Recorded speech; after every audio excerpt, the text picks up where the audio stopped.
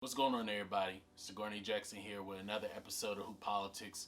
Appreciate you guys for watching. If you haven't already, hit the like, subscribe, and the notification bell to stay up to date on everything that is Who Politics. So today is an incredible day because it is the first day of NBA basketball. We've waited long enough and we are finally back, and we're going to be having two incredible matchups, starting off with the Lakers and the Warriors, and the Milwaukee Bucks and the Brooklyn Nets. Now, before the season gets going, I just wanted to talk about a couple of basketball players who are going to make a major leap this season compared to where they were last season. And some of them aren't actually going to make a leap as far as statistics are concerned. A lot of them just are going to get the opportunity to be seen in a different light, which is what Who Politics is all about. A lot of times, the way people are perceived, the amount of success that they have, is not necessarily dependent upon what they do as basketball players, more so than what the situations around them allow for them to do. But these are just a quick couple of guys I want to talk about. There are plenty of them out there, but these are just the ones that came to my head. So without further ado, let's go ahead and get right into it. So the first player that we're talking about is the easy, quick cop-out, and that is Jordan Poole. Jordan Poole has been treating the NBA during the preseason like an angry stepfather, and looks like he is the second coming of CJ McCollum.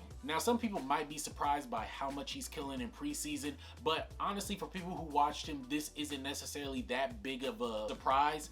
Not because it's preseason and everybody's not really playing hard and that whole thing, but he was kind of already killing last year. The jump from his rookie year to his second year saw him go from 8.8 points per game to 12 points per game, 2.1 rebounds to 1.8 rebounds, and 2.4 assists to 1.9 assists. Now, yes, he's gone backwards in rebounds and assists, but this is the big key. His rookie year, he was playing 22.4 minutes per game, and this past year, he was playing 19.4 minutes per game. And he saw himself go from 33.3% from the field to 43.2%. He has gotten less minutes between his rookie year to his sophomore year and has put up more numbers and has become more efficient. In the last couple of games of the 2021 season, we saw him put up some pretty insane numbers, including a 38-point performance against the New Orleans Pelicans. I like Jordan's game, and I think that he is a great three-level scorer. He has good handle, he has good pace, he hits the long ball, he has a great mid-range, and he mixes it up and is able to get to the rim and finish with a lot of different creative finishes.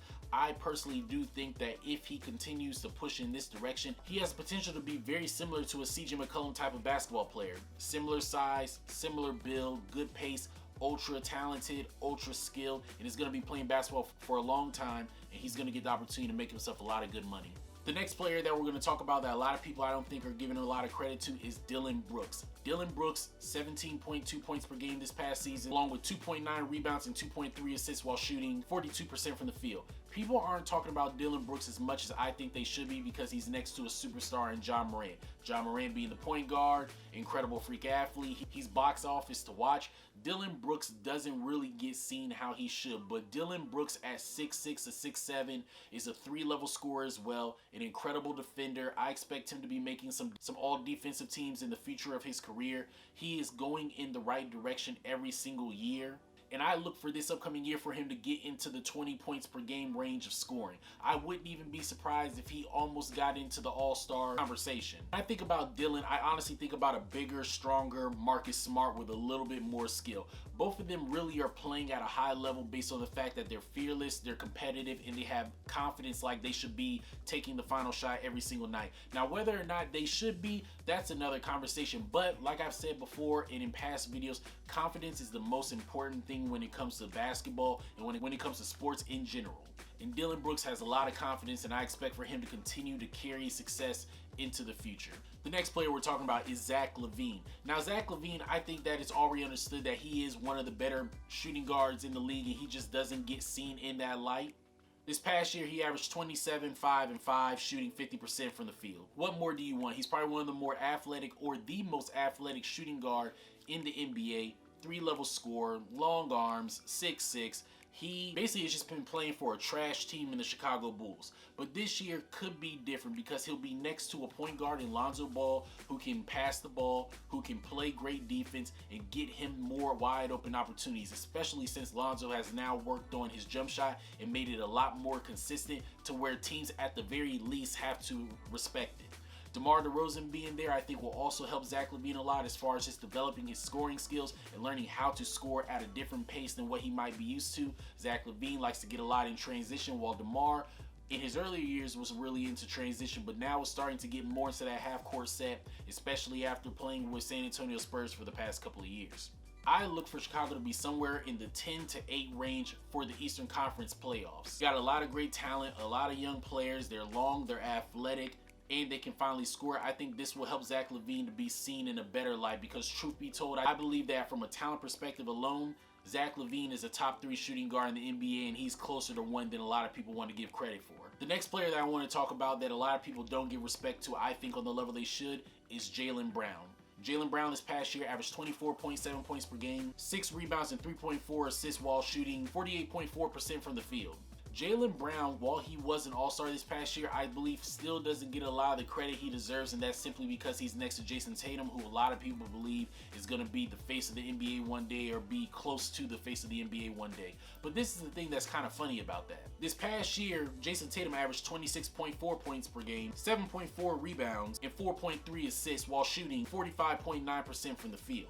They have almost identical numbers. Yes, Jayson Tatum's numbers are better than Jaylen Brown, but not by that much. The thing that I've constantly said for years that I like about Jaylen Brown more so than Jayson Tatum is while Jayson Tatum is a way more skilled scorer than Jaylen Brown is, Jaylen Brown's game is extremely simple. And when you watch Tatum play a lot of times, it looks like he watched a whole bunch of Kobe Bryant and Tracy McGrady highlights and never watched full games. You see him where he gets the ball and almost every single move has to be a tough bucket. I rarely ever see Jayson Tatum catch the ball and go right into a jump shot when he's wide open. There has to be some type of rhythm dribble to create the shot. There has to be a tough fadeaway, and it just seems like you're doing a lot when you don't have to. Granted, there are times where Jayson Tatum has to get into those moves, but 30 points should not be 30 tough shots. Jaylen Brown, on the other hand, even though he doesn't have the talent that Tatum naturally has, he knows how to score in a more simple and effective manner. He's good in the catch and shoot. He drives hard and gets to the rim. He has a nice mid-range fadeaway, one dribble pull-ups, and he's a 3-level scorer, and he's getting it done just as much as Tatum is. And I believe that he's a better defender than Jayson Tatum. I'm not saying this because I want them to break up. I think that they should stay together. When I look at them, I look and see Tracy McGrady and Vince Carter back during the time when they were in Toronto, and I think that they could be an incredible duo next to one another. But I do believe that Jaylen Brown is going to take another step in the right direction like he has throughout his entire career up until this point. And I'm going to be honest, I did not expect for Jaylen Brown to be as good as he was, especially seeing him at Cal. I figured he was just going to be a young athletic guy who's just a freak. He would be in the league because of what his potential was, and he wouldn't develop, and then we would just kind of forget about him. But he has proven me wrong for sure, and he has a lot of upside, a lot of talent, and I think that he has the capabilities of being a big-time name in the NBA in the future to come. The last player that I'm going to talk about is going to be Rookie of the Year. A lot of people are looking at Jalen Green, a lot of people are looking at Cade Cunningham and Evan Mobley, but somebody who I think that a lot of people need to pay attention to is Chris Duarte, who plays for the Indiana Pacers and was the 13th overall pick. A lot of people aren't really talking about him on the level that I think they should be because he came from Oregon and he came from JUCO before that, and he's already a 24-year-old rookie, but this guy can play. 6'6" to 6'7", super athletic, great handle, great change of speeds, 3-level scorer, can hit the 3 ball at a high level, and is a really good defender. And I think that he's going to do great next to Indiana because they have a good culture already there. He's going to be next to somebody who I believe is a superstar waiting to happen in Karis LeVert. They got a good point guard in Malcolm Brogdon. They have Sabonis there as a great center, as well as Miles Turner.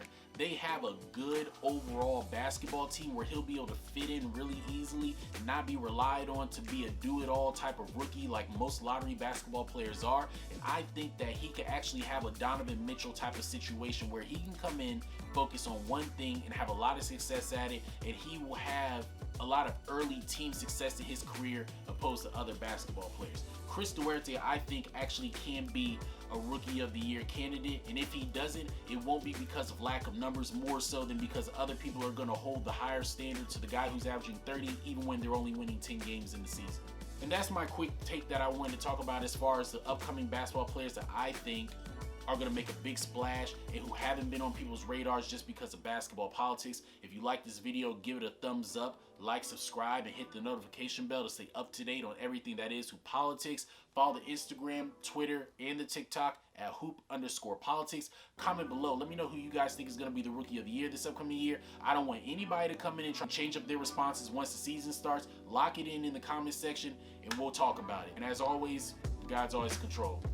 Peace.